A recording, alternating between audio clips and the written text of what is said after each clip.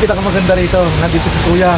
Ano nga ibig sabihin doon, Kuya, itong ginagawang building na to? Filter po yan. May Milan Beverage system natin. Nagpipilter ng tubig para po pagbagsak sa fault, malinis. Para pagdating ng panahon, maaari siyang paliguan na. Ay, hindi po. Kasi kaya po meron tayong swimming pool, ino po. So, Ay, yung pools talagang mayroon dito. may swimming pool po tayo. Ngayon, hindi pwedeng sarado na. Sarado na po. Kasi po ang time po dyan is 9 to 11:30, then 1 to 3:30. Saan nang gagaling yung tubig ng pool? Dito po dito rin. Sa pool yan, pool. Nakapilter. Apo. Talagang ito, bala siya sa lain lang yan. Yung nilagay siya. Nung mga panahon, napapaliguan pa to. Po, nung ako po bata po, 8 to 9. Yung araw po. Maraming salamat, boss, sa kaunting informasyon yung binahagi kay Mr. Rex. Salamat. Pag nandito ka, di mo na palalampasan siguro itong mga view ganito. Anong mayroon ka naman nakita, napansin ka lang dito sa ating naman bahay? Sabi mo na yung falls. Hindi na pwedeng paliguan. Siguro nung panahon napapaliguan natin. Pero sa kasalukuyan, hindi na. Puro sabon. Bula.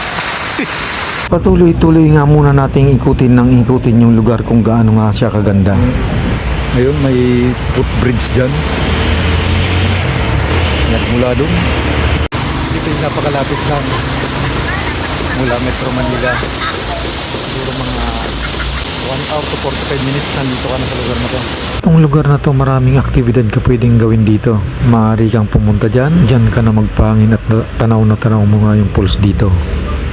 Dapat makakatating sana tayo dito sa baba niya. Alanganin na, kaya dito na lang tayo sa taas. Ang simoy ng hangin nito at lagaslas ng tubig, ikaw yung maaaring mag-relax dito sa lugar na to. Kasalukuyan, hindi na siguro to pwedeng paliguan.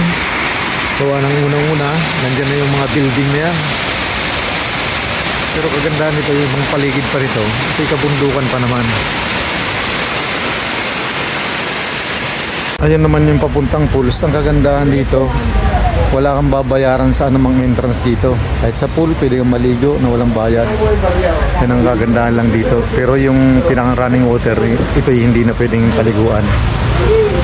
Ito nga tayo sa hinulugan, taktak ng Antipolo Rizal.